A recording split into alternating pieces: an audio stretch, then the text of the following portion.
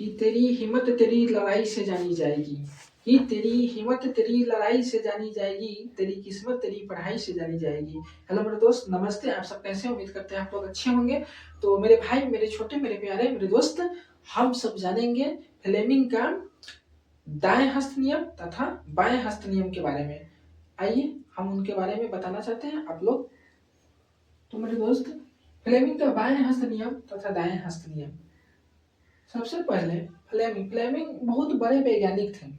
इनका पूरा नाम सर अलेक्जेंडर फ्लेमिंग है। इनको फ्लेमिंग के नाम से हम लोग जानते हैं, जो एक स्फोटिक चिकित्सक और सूक्ष्म जीव वैज्ञानिक थे, जिन्हें 1928 में दुनिया की पहली एंटीबायोटिक पेनिसिलिन की खोज किए थे, जिन्हें पहली एंटीबायोटिक पेनिसिलिन की खोज के लिए जाना जाता है। तो मेरे भाई, फ्लेमिंग के बाएं हस्त नियम तथा दाएं हस्त नियम के जानने से पहले हम सब अपने पांचों अंगुलियों के बारे में जानेंगे कि पांचों अंगुलियों को किन किन नामों से जानते हैं। आइए उनके बारे में बात करते हैं। तो मेरे भाई, यहाँ पर हम फिगर बना चुके हैं। ये हाथ हैं, इनकी पांचों अंगुलियों को हम दर्शाए हैं। यानी अंगूठा जो होते हैं, अंगूठा को अंगूठा ही कहते हैं, इनको इंग्लिश में थम्स कहते हैं, थम्स के नाम से जानते हैं। ये जो वाला भाग होता है, ये तर्जनी होते हैं, इनको इंडेक्स कहते हैं, इंडेक्स के नाम से जानते हैं। ये वाला भाग जो है, इनको मेडल कहते हैं, मध्यमा के नाम से जानते हैं। और ई वाला जो भाग है, ई वाला भाग तो अनामिका हो गया, समझे, इनको रिंग कहते हैं। और इस सबसे छोटा वाला भाग जो होते हैं, यानी सबसे निचला भाग जो होते हैं, उनको हम कनिष्ठा के नाम से जानते हैं, इनको इंग्लिश में लिटल बोलते हैं। तो मेरे भाई, इसमें फ्लेमिंग महोदय जी ने 3 अंगुली की सहायता से अपने नियम को दर्शाए हैं, बताए हैं। वो है अंगूठा, तर्जनी और मध्यमा।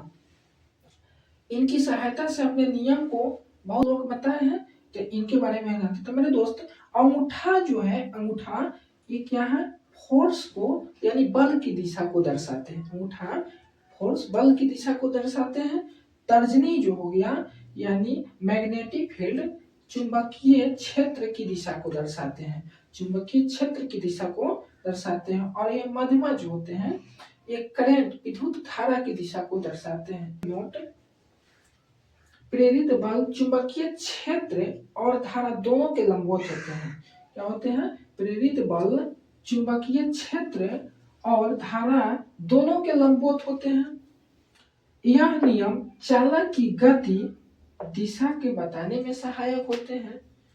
कि यह जो नियम होते हैं, चालक की गति की दिशा के बताने में सहायक होते हैं।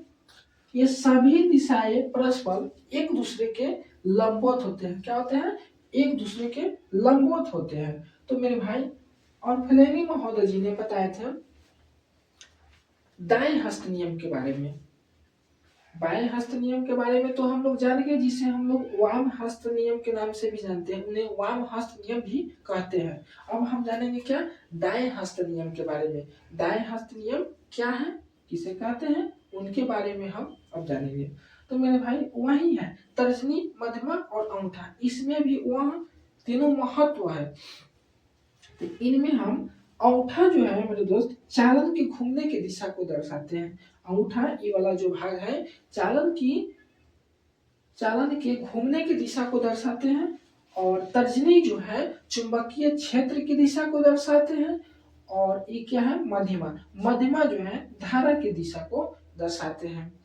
तो मेरे भाई, मेरे छोटे दोस्त, फ्लेमिंग के बाएं हस्त नियम तथा दाएं हस्त नियम यही है, जिसे हम चित्र के माध्यम से बताए हैं। अगर चाहें तो आप लोग इसे नोट कर सकते हैं और अच्छा तरीका से याद भी कर सकते हैं। तो अगर वीडियो अच्छा लगा हो तो लाइक, सब्सक्राइब तथा शेयर जरूर कीजिएगा, कमेंट जरूर कीजिएगा। तो जय हिंद, जय भारत।